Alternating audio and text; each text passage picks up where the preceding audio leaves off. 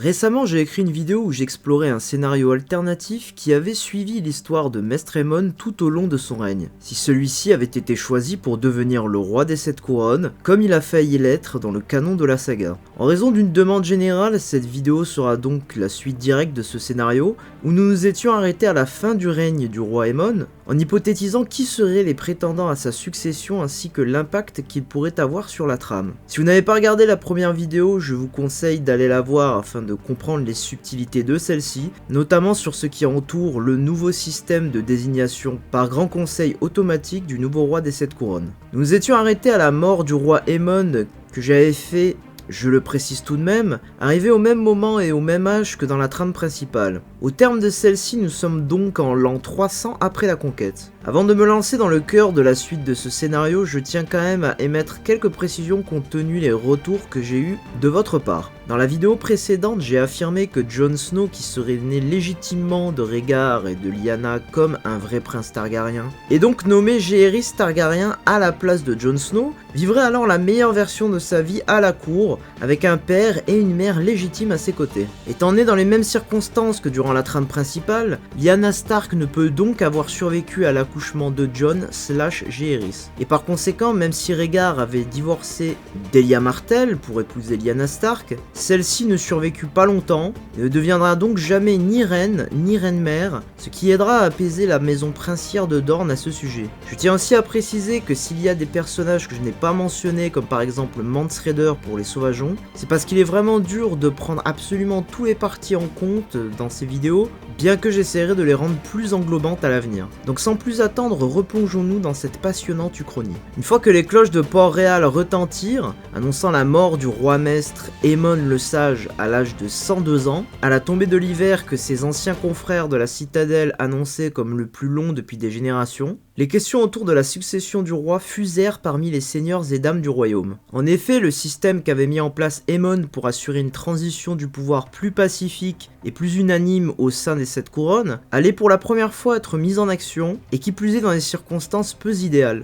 Le prince Rhaegar Targaryen, qui avait été longtemps pressenti pour être le prochain roi des 7 couronnes, avait héroïquement péri au-delà du mur, laissant toutefois la succession du trône incertaine. Ayant survenu au pire des moments, précédant de peu la mort du roi, il faudrait alors que le nouveau roi soit désigné directement par un nouveau conseil au lieu de l'héritier de la couronne. En attendant, c'est la main du roi et Lord commandant de la garde royale, Sir Arthur Dayne, qui serait assis sur le trône de fer en tant que régent. Ayant vécu si vieux, Aemon avait enterré la plupart des héritiers de sa lignée. Son premier fils, Jaehaerys, qui aurait été le roi Jaehaerys II dans la timeline principale, est rapidement mort de maladie, ayant toujours eu un corps fragile. Son petit-fils, Aerys dit le prince fou, avait été décapité par Lord Eddard Stark pour ses transgressions aux lois des dieux et des hommes. Le prince Rhaegar était mort, et son petit frère Viserys a été carbonisé par les flammes de Drogon pour avoir essayé de le voler à sa sœur, jaloux de n'avoir été capable de revendiquer aucune des 3 bêtes. Il ne restait des enfants d'Aerys que la princesse Daenerys, affublée du sobriquet de la mère des dragons,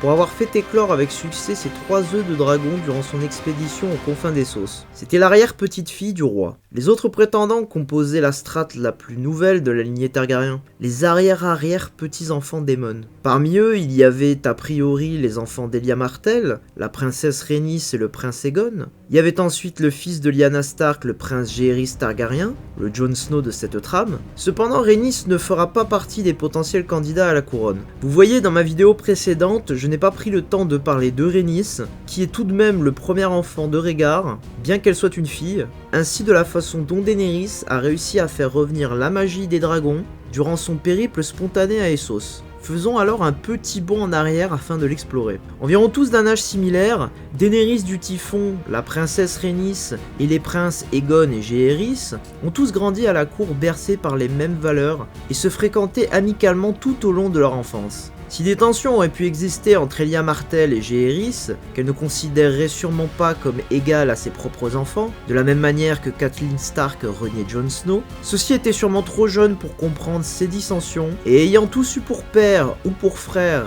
Rhaegar, je pense qu'ils n'auraient pas grandi en se stigmatisant les uns les autres, sous la tutelle du roi Aemon et de sa cour, je dirais même loin de là. Je pense que tous auraient eu beaucoup en commun l'un avec l'autre, et de par la pratique ritualistique de l'inceste entre frères et sœurs chez les Targaryens, les futurs couples se seraient rapidement dessinés après la mort de Viserys. Rhaenys avec Aegon et Jaehaerys avec Daenerys. Les deux princesses Targaryens développeraient un lien fusionnel très développé à mon avis, et les garçons tomberaient rapidement en amitié l'un de l'autre,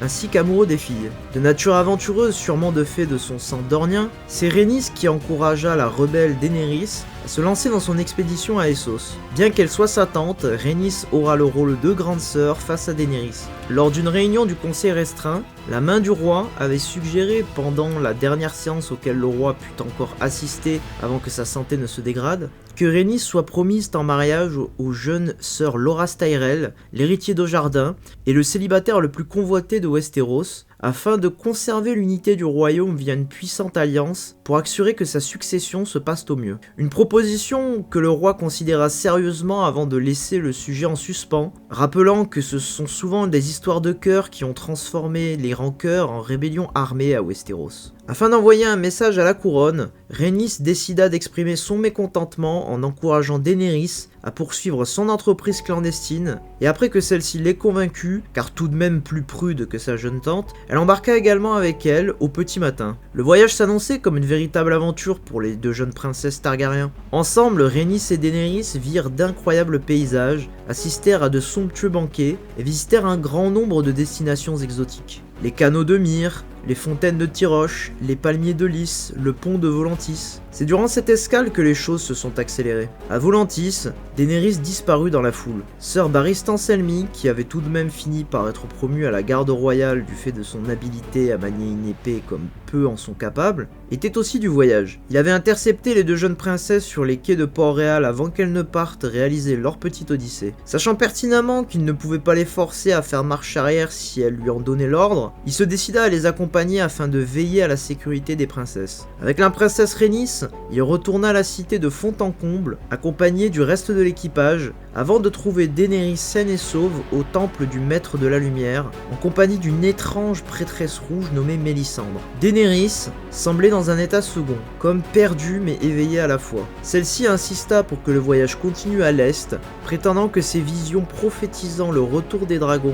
la poussaient d'une force invisible jusqu'à Asshai. Dans les contrées de l'ombre, elle y apprit toute forme de magies interdites, sombres et maudites, telles que la pyromancie et la magie du sang. Elle y acquit également 3 œufs de dragon pétrifiés par le temps. Un jour, la moitié de leur équipage disparurent dans les sombres ruelles d'Asshai, sans laisser la moindre trace, et c'est alors qu'ils levèrent les voiles. Rhaenys et Sir Barristan ne savaient quoi en penser de tout cela. Plus Daenerys apprenait sur la dracologie, plus elle devenait froide, mystique et déterminée. Elle revient masquée et quasiment muette et sans joie. À Asshai, Mélisandre réapparut et convainc Daenerys de se convertir à la foi du dieu rouge. La Dame Rouge rejoint alors l'équipage de Daenerys et Rhaenys, sous l'étroite surveillance de Sir Barristan, qui était déjà là d'avoir à tenter de raisonner Daenerys à son sujet. Rhaenys s'intéressait aussi de loin à la magie, étant donné que les Dorniens ont une attitude plus ouverte aux autres religions et croyances. Elle soutenait donc Daenerys dans son choix. Cependant, elle s'inquiétait également de la façon avec laquelle leur voyage d'adolescente avait pris une tournure plus ténébreuse. Daenerys ne sera plus jamais la même après ce voyage, et alors que leur navire traversait une épaisse mer de brume, la princesse pointa du doigt l'horizon, ainsi que Mélisandre sembla éclairer l'obscurité pour la guider vers les ruines de l'ancienne Valyria. Sir Barristan semblait être la dernière voix de la raison à bord, mais alors que Mélisandre sommait Daenerys de débarquer dans les ruines de l'ancienne cité millénaire des Seigneurs Dragons, la princesse préféra l'écouter elle. L'honneur interdisait à Sir Barristan de contrevenir aux ordres de la famille royale. Il n'y a rien de plus qu'il ne pouvait faire si c'était organiser leur protection durant ce voyage. Les ruines de Valyria étaient grandes, jonchées de tours massives et de statues de dragons de pierre couvertes de feuilles et de mousse sur lesquelles la nature avait repris ses droits. Sir Barristan et l'équipage craignaient les démons, les vers de feu, ainsi que les épidémies mortelles qui se cachaient dans l'ancienne cité depuis le fléau. Une menace tout aussi réelle, c'était celle des hommes de pierre qui arpentaient sans but les canaux et les falaises de la cité maudite. Et ils ne tardèrent pas à se se montrer.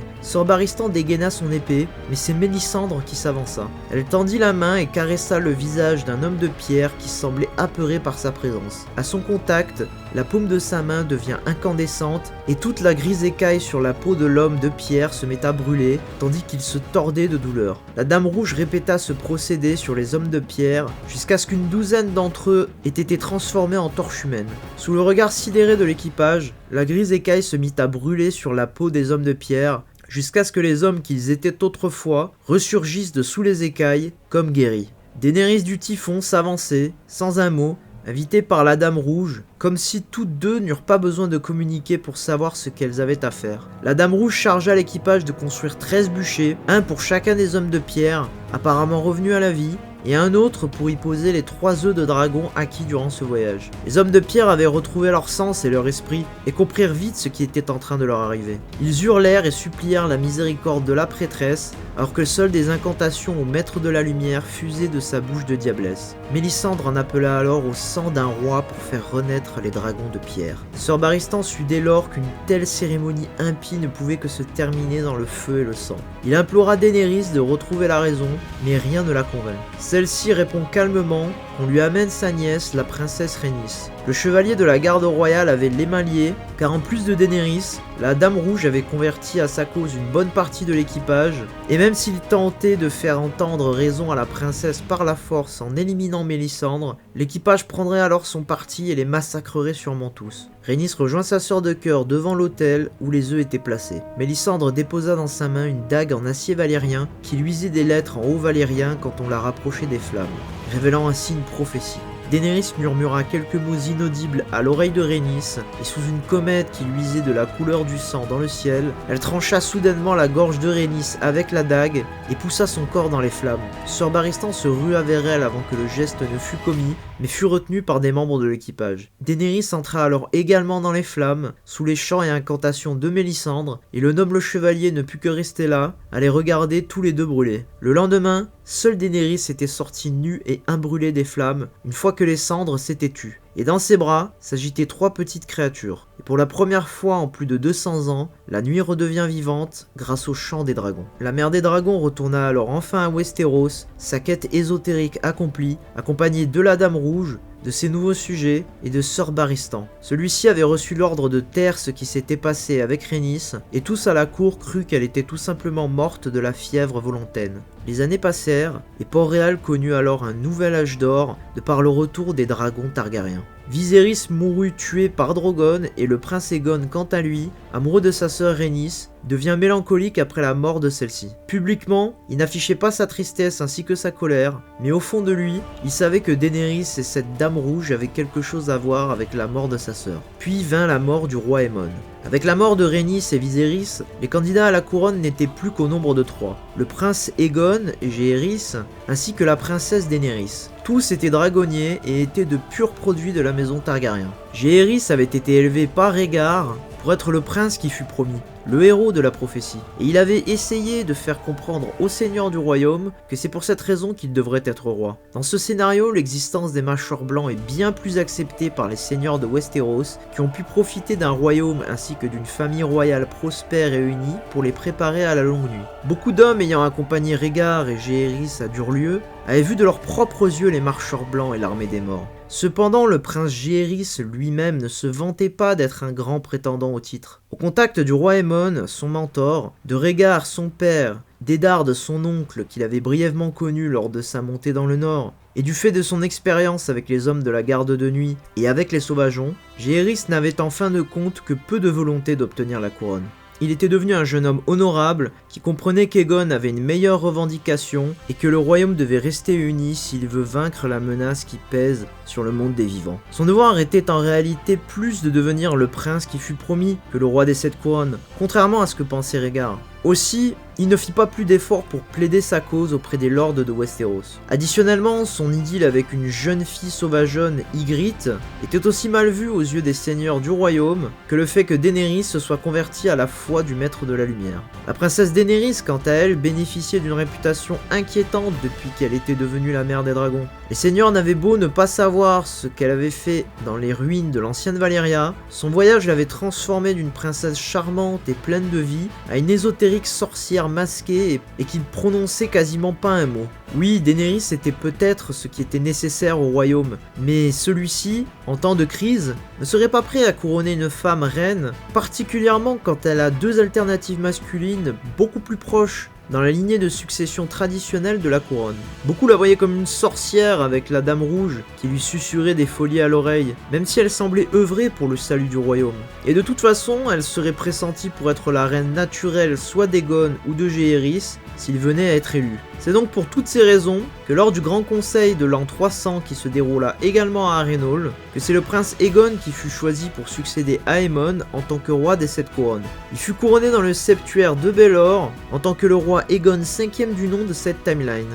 Il épousa sur le champ Daenerys et Jaehaerys fut désigné héritier de la couronne. Aussitôt que la couronne fut posée sur la tête d'Aegon, Jaehaerys s'envola vers le mur, sur Rhaegal, pour superviser l'avancement des fortifications ainsi que pour surveiller l'avancement de l'armée des morts. Le roi Aegon V, quant à lui, organisa immédiatement la levée de toutes les troupes disponibles sur tout le continent afin de se préparer à la possible invasion. Bien que beaucoup de seigneurs fussent surpris par cette décision, argumentant que le mur les protégeait toujours de tout ce qui se trouve derrière, Mélisandre et Daenerys légitimaient sa décision de par une vision qu'elles avaient eue dans les flammes, leur montrant que le mur ne suffirait pas à bloquer l'avancée du roi de la nuit. La renaissance des dragons avait apparemment affaibli la magie du mur et augmenté celle du roi de la nuit. La main du roi, Sir Arthur Dayne, l'épée du matin, envoya au nom du roi une expédition à Essos afin d'acquérir le plus de lames en acier valyrien possible pour équiper efficacement les commandants de leur armée, ainsi qu'il somma tout seigneur ou chevalier en possession d'une lame en acier valyrien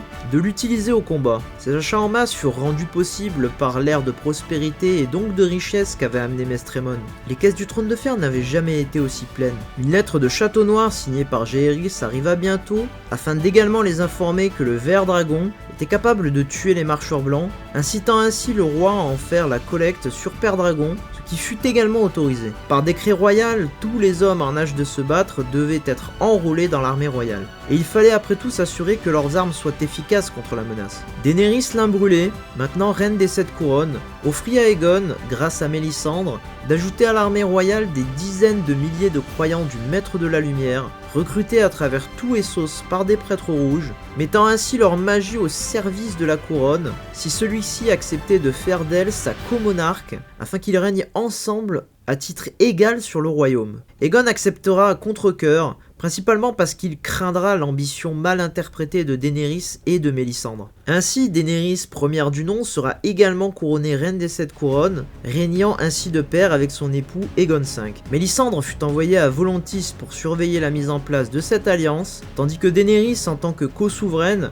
afin de superviser la levée des troupes royales dans toutes les 7 couronnes. Si un royaume ou un simple seigneur refusait les ordres de la conscription, alors sa maison brûlerait. Le prince Jaehaerys, quant à lui, supervisera le rassemblement des troupes du Nord, le plus grand royaume des 7 couronnes, avec à la tête de son host, son oncle Eddard Stark. Il en profita également pour rassembler l'armée de Mance Rayder, établie sur les terres de la garde de nuit depuis que le prince Rhaegar avait convaincu le roi Aemon de les laisser passer au sud du mur, afin de gagner leur loyauté. Ici, du fait de la collaboration immédiate que Rhaegar avait apportée vis-à-vis des Sauvageons et de l'armée de Mance Rayder, aussitôt que la rébellion de Robert avait été remportée, ceux-ci n'ont pas fait la guerre à la garde de nuit de la même façon que dans la timeline principale. Ainsi, Mance est encore en vie, ainsi qu'une grande partie de son armée, bien que beaucoup périrent à Durlieu, et Ygritte aussi. Bien que la longue nuit se prépare, Jaehaerys et Ygritte vivent une histoire d'amour aussi belle et fusionnelle que dans la série, et sans qu'il n'ait jamais à se déchirer en se retrouvant dans deux côtés distincts d'un conflit sanglant. Jaehaerys, à dos de dragon, convainc alors Mance Rayder, ainsi que les Sauvageons et leurs géants, de se battre aux côtés des armées Sudron et de la garde de nuit pour la sauvegarde de l'humanité. Un jour, alors que la garde de nuit pensait qu'il n'y avait plus aucun homme vivant au-delà du mur, Bran Stark, qui n'a ici jamais perdu l'usage de ses jambes vu que les enfants de Tywin Lannister n'ont jamais existé, réapparaît après avoir disparu au nord du mur. Il se présente maintenant comme la corneille à 3 yeux et prétend pouvoir assister son cousin Jaehaerys dans la bataille contre le roi de la nuit. Il fallut une année entière pour rassembler armes et hommes au sein des troupes royales, et 6 mois de plus pour que les troupes rouges et saucis rejoignent leur host, ainsi qu'encore 6 mois pour qu'ils soient tous acheminés jusque dans le nord. Entre temps, l'hiver avait sévi et le nord était maintenant devenu un désert glacial. L'armée royale, regroupée à Winterfell et dirigée par le roi Aegon V, chevauchant Viserion, était la plus grande armée que le monde n'avait jamais connue, comptant 400 000 hommes. 120 000 provenant du Bif seul, 40 000 fantassins dorniens, 30 000 chevaliers du Val, 20 000 nordiens, 45 000 hommes des terres de l'Ouest, 25 000 du Conflant, 20 000 des terres de l'Orage, 10 000 des îles de Fer, 36 000 des terres de la Couronne, 40 000 Essocis volontaires, 10 000 sauvageons, 4 000 hommes de la garde de nuit, accompagnés d'une centaine de prêtres et de prêtresses du Maître de la Lumière, 6 géants et 3 dragons. Si ce nombre peut vous sembler excessif, sachez que j'ai tenté de le garder réaliste. En effet, une Westeros unie après un siècle de prospérité sans vrai conflit d'importance, où la population aurait augmenté et où l'on oblige chaque homme en âge de se battre, qui je le rappelle dans cet univers doit tourner autour des 10 ans, à rejoindre les rangs de l'armée royale, ajouté aux rémanents de l'armée sauvageonne, plus les volontaires venus des sauces, ça chiffre vite. Pour vous donner une idée, je rappelle que dans la série, certains estimés précisent que le Bif pourrait fournir à lui tout seul 100 000 hommes s'il s'engageait dans une guerre totale, et que Port-Réal à elle seule, à la fin de la série, est d'y compter 1 million d'habitants, sachant qu'il existe encore des villes comme Villevieille derrière, qui ont une population similaire. Je précise également que si ça a l'air un tout petit peu facile pour l'univers goth, que c'est un peu le principe de ce scénario alternatif avec Aemon à la tête du royaume. C'est un peu le good ending de Westeros, mais évidemment, les situations seront bien différentes dans mes prochains alternatifs. Pour alimenter cette armée, des lignes de chariots de vivres s'étendant à perte de vue ont accompagné les hommes jusqu'à Winterfell.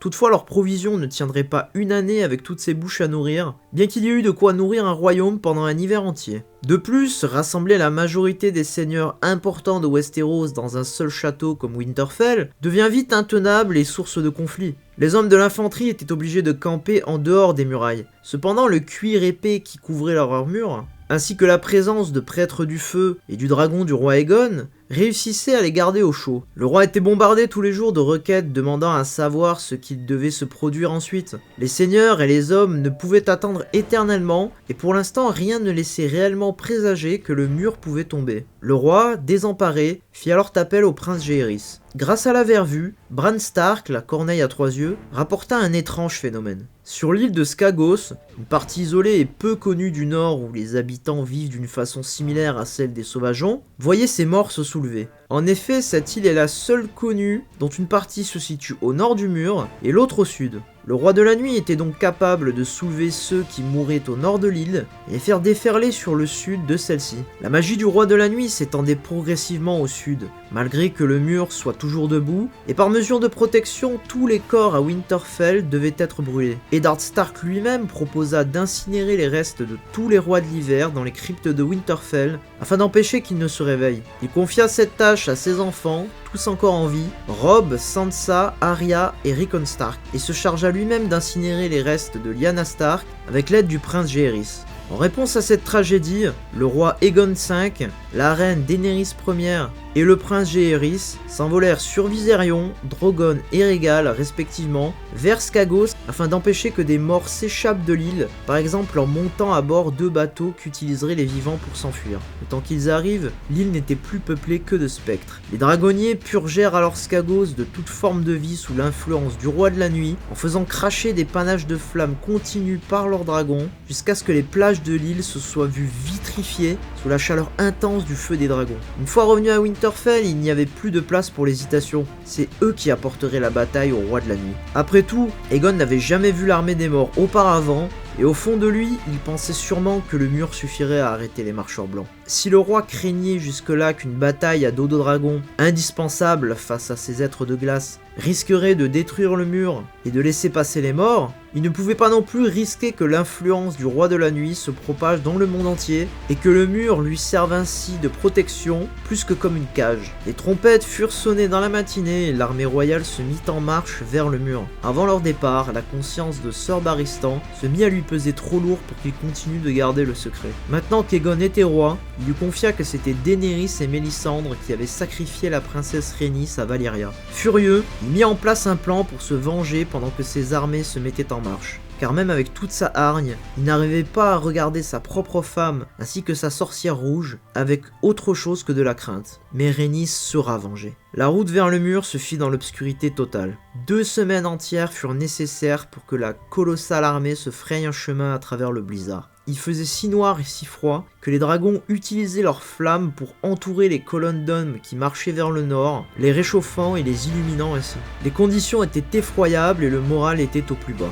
Néanmoins, le roi, la reine, ainsi que le prince Jaehaerys et leurs conseillers et commandants étaient tous confiants. Aucune armée sur la surface de la terre n'avait jamais été aussi puissante. 400 000 hommes, des géants, des sorciers, des dragons. Mais tous n'étaient pas proprement armés. Seuls les commandants et les seigneurs possédaient des épées en acier valérien, et les autres avaient reçu des armes en verre dragon qu'il était difficile de tailler et qui étaient dures à manier. Le commandant suprême des troupes terrestres, la main du roi Sir Arthur Dayne, avait ordonné les troupes selon une formation par expérience. Les vétérans du combat ainsi que les plus âgés se situaient à l'avant-garde, succédés par la cavalerie composée de la moitié des seigneurs du continent qui essaieront d'attaquer l'armée des morts par les flancs. L'arrière-garde était composée des combattants les plus jeunes, mais aussi les plus vaillants et les plus fougueux. De cette manière, s'ils devaient battre en retraite ou que tous les vétérans venaient à trépasser, l'avenir de Westeros serait sauf et capable de faire face. À l'approche du mur, la corne de brume de Château Noir sonna une fois pour annoncer l'arrivée de l'armée royale. Les portes furent ouvertes et l'immense armée s'engouffra dans le tunnel qui mène au-delà du mur. Les dragons survolaient celui-ci et les géants peinèrent à passer sous les portes. Au sommet du mur, le prince Jaehaerys demanda à Ygritte de l'épouser devant les anciens dieux et les nouveaux à l'approche de la bataille, lui promettant que s'il revenait vivant de celle-ci, il ne souhaiterait que passer le restant de sa vie avec elle. Alors que les deux amants s'enlacent tendrement, Jaehaerys s'apprête ensuite à monter Régale quand Ygritte le bouscule soudainement. « Tu ne sais rien, Jaehaerys Targaryen », lui dit-elle en encochant son arc aux flèches à la pointe en obsidienne. « Je viens avec toi. » Et les deux époux montèrent tous deux sur le dragon. L'armée royale était en place, au pied du mur. Une ligne d'1 millier d'archers se tenait sur celui-ci. Le silence régnait et le froid était maître. Un immense blizzard apparaît alors à l'horizon. Les 3 dragons postés sur le sommet du mur se mirent à rugir l'un après l'autre, sentant leur ennemi approcher. Leur rugissement intense est suivi par les 3 coups de corne de la garde de nuit, annonçant l'arrivée des marchands blancs, qui sortent de la forêt avec l'armée des morts. La Dame Rouge mit sa main sur Aube, l'épée du matin, tenue par Sir Arthur Dayne, et prononça ses incantations. L'épée prit instantanément feu. Les pyromans volantins suivent son exemple et allumèrent l'épée en acier valérien de chaque seigneur en charge de la cavalerie, ainsi que de chaque lame en verre dragon de la totalité de l'infanterie. Même le gourdin des géants se mit à s'embraser. Cette exaltation magique réussit à réchauffer le cœur des hommes, et tous se mirent bientôt à hurler leur férocité devant la froideur de la mort que représentait la menace qu'ils avaient à affronter. Le dragon de Jaehaerys fut le premier à décoller du mur. Sir Arthur Dayne brandit Aube et hurle « Pour le royaume, pour le roi, pas de quartier », avant de charger le roi de la nuit et son hoste macabre. Il est suivi par les cris d'allégresse de 400 000 hommes prêts à en découdre. Une bataille épique résulte du déferlement des hommes face à une véritable vague de cadavres. Le poids massif de l'infanterie seul serait suffisant pour écraser l'armée des morts. Tout Westeros se bat désormais, uni par une seule cause et côte à côte l'un de l'autre. Appuyés par des géants qui n'hésitent pas à aller combattre ceux qui ont été réincarnés par le roi de la nuit, des lignées d'archers et des catapultes qui bombardent le cœur de l'armée des morts à distance, une cavalerie massive qui flanque et aide rapidement à envelopper l'ennemi, des pyromans capables d'utiliser de la magie du feu comme Mélisandre, et 3 dragons adultes au sommet de leur puissance qui pulvérisent des milliers de morts par minute. Le roi de la nuit ne fait juste pas le poids. Je tiens aussi à rappeler que l'armée des morts dans la timeline principale est estimée compter environ 100 000 soldats. Ici, ils n'ont même pas l'avantage numérique. Qui plus est, je conserve le nombre de soldats dans l'armée des morts similaire à celui de la série, alors qu'en vrai, dans ce scénario, ils seraient bien moins nombreux étant donné qu'une grande partie de leur armée était composée de morts qui ont été ressuscités à Durlur. À chaque fois qu'un marcheur blanc est tué, tous les morts qu'il a ranimés meurent aussi avec lui. Dans la série, on voit que la plupart d'entre eux sont en retrait de la bataille, mais ici, beaucoup mourront au moment où la cavalerie attaquera l'armée des morts par les flancs. La bataille tournerait très rapidement en faveur de l'armée royale. Toutefois, il reste néanmoins une ultime contre-attaque au roi de la nuit. Une fois que le roi Aegon V sent que la bataille est gagnée, sur le dos de Viserion, il attendra que son épouse, la reine Daenerys Ier, monte un peu au-dessus du blizzard pour retourner son dragon contre elle et Drogon, hurlant sa haine envers la meurtrière de son amour d'enfance et de sa sœur Rhaenys. Les deux dragons, de taille similaire, se prendront alors dans une spirale infernale, essayant d'utiliser leur gueule et leur croc pour défendre leur dragonnier. Drogon, étant le plus gros, réussit à prendre le dessus sur Viserion juste avant de percuter le sol. C'est cependant avant qu'un coup de queue de celui-ci n'arrache Daenerys de son dragon et ne l'envoie chuter dans la forêt. Drogon, réalisant que sa dragonnière était tombée, rugit si fort que les oreilles d'Aegon se mirent à en saigner. Il plaqua alors Viserion au sol en maintenant ses pattes sur son cou et déchaîne un torrent de flammes incandescent sur le dos de Viserion, le faisant rugir de douleur et réduisant le roi Aegon V en cendres. À la fin du combat, les deux dragons sont blessés, mais en vie, cependant les deux monarques sont morts. Le prince Jaehaerys est maintenant le seul dragonnier à combattre l'armée des morts, réduit à une simple horde de quelques squelettes mouvant dans une mer de cadavres incendiés. Le roi de la nuit descend alors de son cheval, saisit une lance de glace et la jette vers Rhaegal. La première rate, la seconde aussi, mais la troisième se plante dans l'épaule du dragon. Rhaegal rugit et s'écrase au sol, assez proche pour ne pas le blesser davantage. Jaehaerys, qui ne savait pas qu'il venait de devenir le roi, descend retirer la lance de l'épaule de son dragon. Ce n'était pas une blessure mortelle, et elle finirait par soigner. Cependant, Rhaegal n'arriverait pas à voler pendant un moment, il continuerait donc à cracher du feu à terre en attendant que la bataille se termine. Ygritte s'occupait également de neutraliser les quelques morts qui essayaient de grimper sur Rhaegal avec ses flèches à la pointe en obsidienne. Le prince continuerait de se battre à pied. Repéré par la garde royale, des troupes composées principalement de Lord Eddard Stark accompagné de son fils aîné Robb, vinrent lui prêter main forte pour protéger Rhaegal. Barristan Selmy avait déjà péri au combat, mais Sir Arthur Dayne, lui, accourut à sa rescousse. Il attira l'attention de Jaehaerys sur le roi de la nuit, et c'est alors qu'une lance de glace lui traversa la gorge. Initialement prévue pour atteindre Rhaegal, la main du roi a intercepté la lance au prix de sa propre vie, sauvant ainsi le dragon. Jaehaerys se rue à son chevet, mais en vrai chevalier, Arthur Dayne utilise ses dernières forces pour placer Aube dans les mains du prince, avant de s'effondrer au sol sans se préoccuper de sa propre mort. Le prince se retourne vers le roi de la nuit en criant,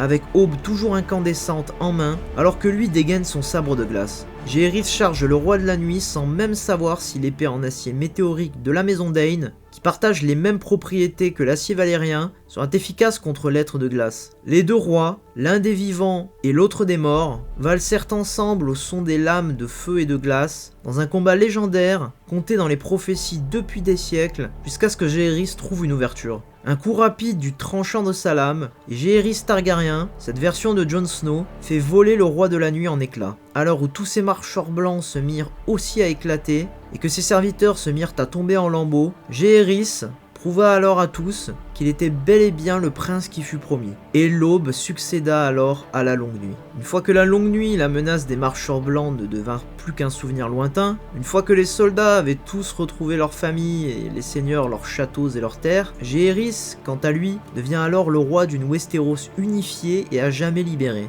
Il devient le roi Jaehaerys deuxième du nom de cet univers et épouse Ygritte officiellement, qui devient sa reine devant les dieux et les hommes. L'hiver avait disparu tout autant que les saisons, et un printemps éternel s'annonçait, ainsi qu'il précédait la plus grande période de paix et de prospérité de l'histoire de Westeros et du monde connu. Le premier acte de Jaehaerys Targaryen deuxième du nom sera de voler jusqu'au mur avec son dragon Rhaegal, afin de dissoudre la garde de nuit et de détruire le mur, en le faisant fondre avec le feu de son dragon, pour ainsi symboliser la fin de la division au sein du royaume des hommes, et le début d'une nouvelle ère, meilleure que la précédente. Il est ensuite facile de théoriser que la lignée des Targaryens continuera à travers Jaehaerys et Ygritte, et que les dragons continueront à exister une fois que leurs enfants pourront revendiquer Drogon et Viserion. Voilà, c'était la partie 2 de mon scénario alternatif « Et si Maestre Aemon était devenu le roi des 7 couronnes ?» Je ne suis pas vraiment sûr que c'est possible de faire une partie 3, mais si jamais vous me la demandez, sachez que ce ne sera pas la vidéo précédente, parce que vous avez vu déjà que celle-là a demandé pas mal de temps, et qu'elle est sûrement plus longue que la partie 1. Et puis j'ai aussi envie de tester d'autres petits scénarios alternatifs. Bon, je m'excuse un peu du retard qu'a pris la vidéo. Normalement, je suis censé publier une vidéo chaque semaine, mais avec des circonstances un peu compliquées, ça n'a pas pu vraiment se faire. Mais bon, la nouvelle année, place au changement, donc on verra ce que ça donne. En tout cas, si vous avez aimé cette vidéo, n'hésitez pas à vous abonner. Je vais faire beaucoup d'autres scénarios alternatifs comme ça. À laisser un like et à me dire en commentaire ce que vous en avez pensé. Et sur ce, je vous dis à la prochaine pour une nouvelle vidéo. Allez, peace!